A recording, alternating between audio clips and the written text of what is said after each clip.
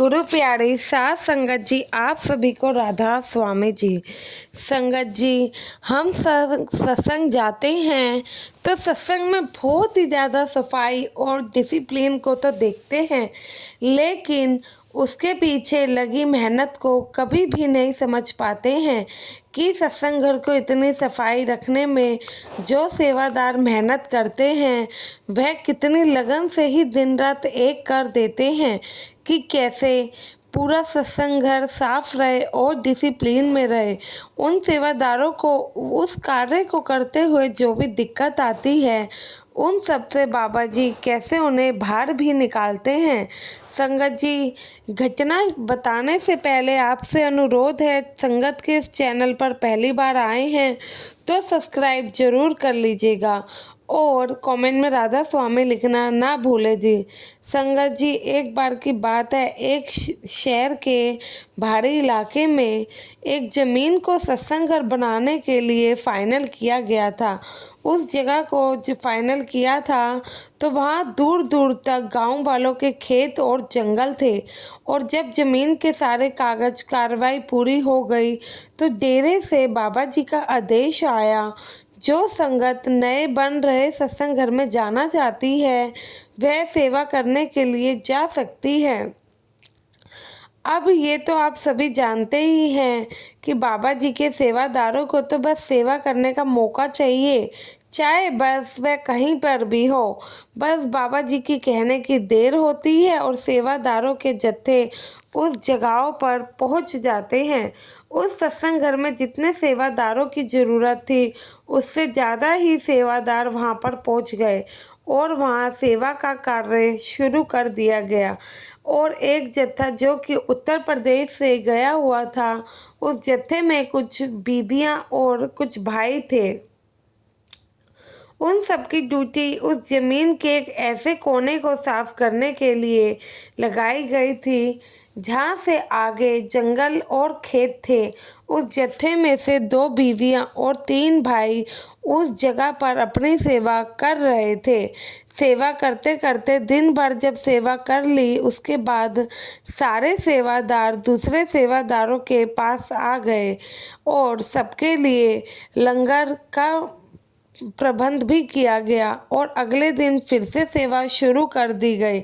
ऐसे ही कम से कम उस जगह को साफ करने के लिए 5 से 6 जत्थे आए होंगे। लेकिन जब दूसरे दिन उन 5 सेवादारों ने सेवा के दौरान कुछ महसूस किया कि जहाँ वो सेवा कर रहे हैं उन्हें बार बार ऐसा लग रहा था कि उनसे कुछ दूरी पर झाड़ियों के पीछे कोई जानवर उन्हें देख रहा है।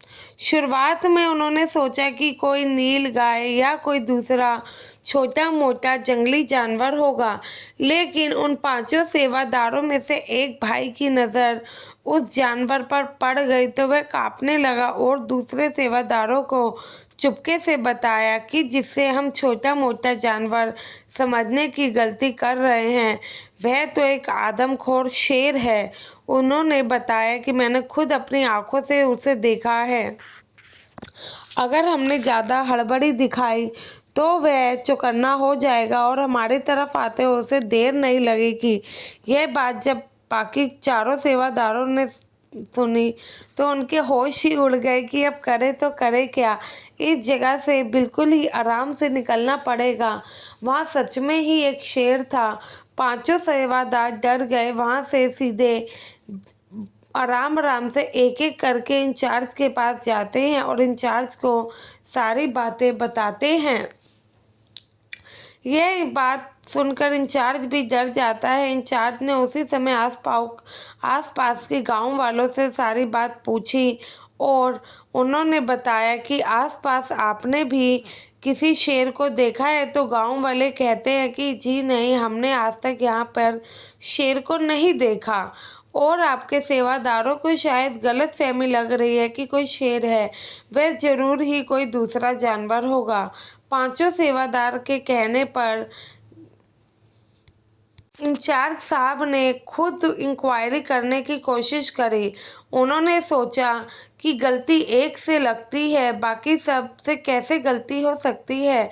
जब गांव वालों ने सेवादार के मुंह से ये बात सुनी तो वह लोग भी डर गए और उन्होंने सलाह दी कि अगर ये बात सच है तो आपको सेवा रोक देनी चाहिए। इंचार्ज ने सारी बात डेरे में बताई। डेरे में वहाँ सेवा रोकने की बात कही और डेरे के आदेश अनुसार वहाँ पर सेवा रुक भी गई। फिर 2 दिन के बाद डेरे से आदेश आया कि आप सेवा शुरू कर सकते हैं। वहाँ कोई अब खतरा नहीं है। जब सेवादारों ने यह सुना तो उन्हें विश्वास नहीं हुआ, क्योंकि 2 दिन में ऐसा क्या ही हो गया होगा जो वहाँ से शेर कहीं और चला गया। सेवादारों ने डरते डरते फिर से सेवा तो शुरू कर दी, लेकिन डर के कारण उनका ध्यान काम में नहीं लग पा रहा था। साथ संगत जी, ये तो हम सभी जानते हैं, इंसान की खासियत और इंसान का नेचर ही ऐसा होता है कि आंखों पर पट्टी बांधकर अगर उसको पीन चुबो दी जाए और बाद में उसको बताया जाए कि आपको सांप ने काटा है, तो वह जरूर ही डर जाएगा, क्योंकि इंसान के दिमाग में ही डर पनपता है। उस डर से इंसान अपनी सुध बुध खो देता है, जबकि असल में उसको सिर्फ एक पिन चुबाई गई थी। तो इन सेवादारों का डर भी अपनी जगह पर बिल्कुल सही था। डरते डरते इन सब ने सेवा तो करी, लेकिन जब बाबा जी को इस बात का पूरा पता लगा कि उनके सेवादारों के मन में डर बैठ गया है, तो बाबा जी ने सेवादारों का डर निकालने के लिए एक खेल रचा। उस दिन बाबा जी ने शाम को सत्संग घर में एक साधु को बुलाया। साधु जब वहां पर पहुंचे तो साधु ने वहां काम कर रहे सेवादारों से कहा कि मैं एक फकीर हूँ, क्या आज रात में आपके साथ यहाँ पर रुक सकता हूँ? इंचार्ज साहब सीधे हामी भर देते हैं और उनसे कुछ बातें करने लगते हैं। शाम को सेवा के बाद जब बाकी सेवादार वहां पर पहुंच जाते हैं, इकट्ठे होते हैं, तो सबके लिए लंगर का प्रबंध, चाय का प्रबंध तो किया ही जाता है। जिस जगह पर लंगर बनाया जा रहा था उस जगह पर बाबा जी की एक तस्वीर भी रखी हुई थी। जब साधु ने उस तस्वीर को देखा तो साधु के होश उड़ गए। साधु लगातार बाबा जी के चेहरे को ही देखा जा रहा था। साथ संगत जी, साधु वहाँ लंगर बनाने वाले सेवादारों से पूछता है कि यह कौन है, तो सेवादार बताते हैं ये तो हमारे गुरु हैं और ये इनके आदेश पर ही हम यहाँ पर सेवा करने आए हैं। साधु पूछता है कि ये अब कहाँ है, कहीं दिखाई नहीं दे रहे। तो सेवादार बताते हैं ये यहाँ नहीं रहते हैं, डेरे में रहते हैं और डेरा यहाँ से दूर है। साधु कहता है कि ये आप कैसी बातें कर रहे हैं? आज सुबह 4 बजे के आसपास जब मैं इस जगह से थोड़ी दूरी पर गया तो मैंने इन्हें वहाँ जंगल में देखा था और इनके सामने एक शेर भी खड़ा था। जैसे ही जंगल की तरफ आगे बढ़े तो शेर भी इनके पीछे पीछे चलने लगा। यह देखकर मुझे तो बहुत हैरानी हुई। उस हैरानी के कारण मुझसे रहा ना गया और मैं भी इनके पीछे चलने लगा, क्योंकि ऐसा नज़ारा मैंने कभी नहीं देखा जब एक आदमखोर शेर किसी इंसान की बात को समझ रहा हो। इसके बाद जब जंगल में बहुत दूर तक जाने के बाद इन्होंने शेर को कुछ कहा तो और शेर के माथे पर हाथ रखा। उसके बाद शेर वहाँ से बहुत ही ज़्यादा दूर भाग जाता है और जंगल में कहीं गुम हो जाता है। ये सब देखकर तो मेरे होश ही उड़ गए कि ऐसा कैसे संभव है। और जब इनकी तस्वीर मैंने आपके यहाँ देखी तो देखते ही समझ गया कि ये तो वही हैं जो कि आज सुबह मेरे को अमृत वेले में दिखे थे। साथ संगत जी, साधु की जब यह बात बाकी सेवादारों ने सुनी, उनको तो भाई कोई खुशी और हैरानी का ठिकाना ही नहीं रहा। अब उन्हें विश्वास हो गया कि इसलिए डेरे से दोबारा सेवा करने का आदेश आया है। अब यहाँ कोई भी शेर नहीं है।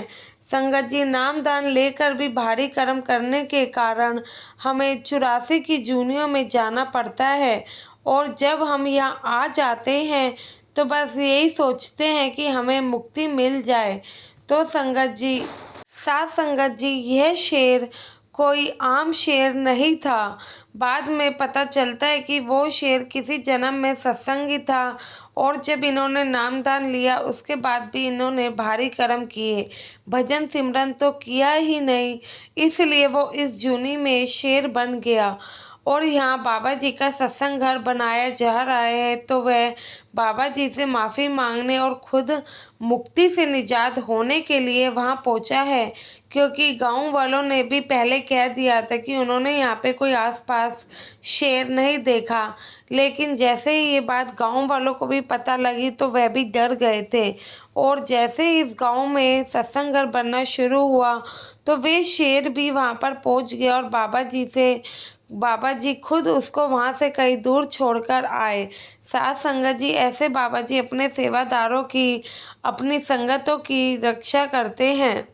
साथ संगत जी, अगर हम सोचें कि जब भी हम सेवा करते हैं ना, उस समय सद्गुरु हमारी संभाल के लिए हमारे साथ रहते हैं। साथ संगत जी, बाबा जी को तो हमारी सेवा बहुत महंगी पड़ जाती है। बाबा जी सेवादारों की संभाल तो करते ही हैं, साथ में उनकी सेवा पर आने के बाद उनके पीछे उनके घर परिवार, बच्चे, दुकान, खेती सबकी संभाल उन्हें करनी पड़ती है। हम तो यह कहकर सेवा पर चल पड़ते हैं कि बाबा जी पीछे से आप सब संभाल लेना, तो सोचो उनका काम कितना बढ़ जाता है।